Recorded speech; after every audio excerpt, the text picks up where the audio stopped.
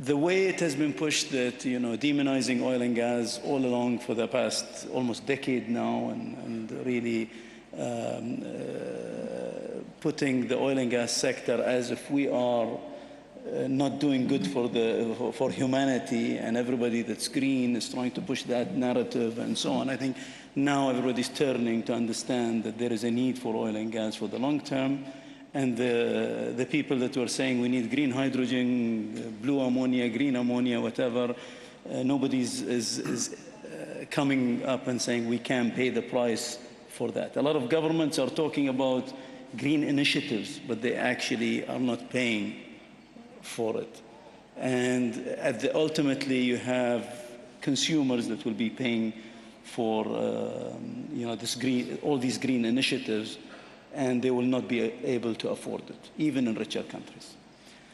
The demand, I think, for oil is going to be there for a very long time. You need petrochemicals that wind farms and solar energy cannot produce, so you need petrochemical plants, you need all the refined chemicals and so on that you will need for a very long time.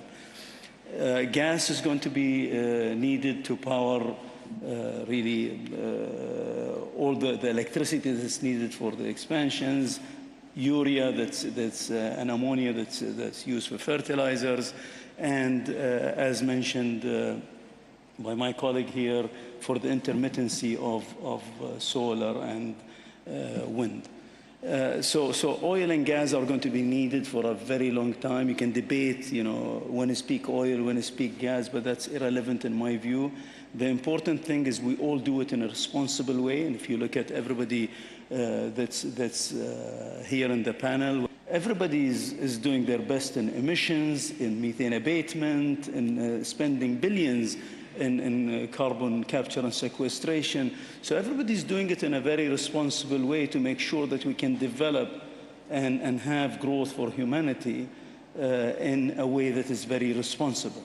And I think we're not being given enough credit for doing all that. And as mentioned by Darren, there isn't a real mechanism to have a proper accounting that we all have a benchmark and everybody is really judged on the same basis, if you will.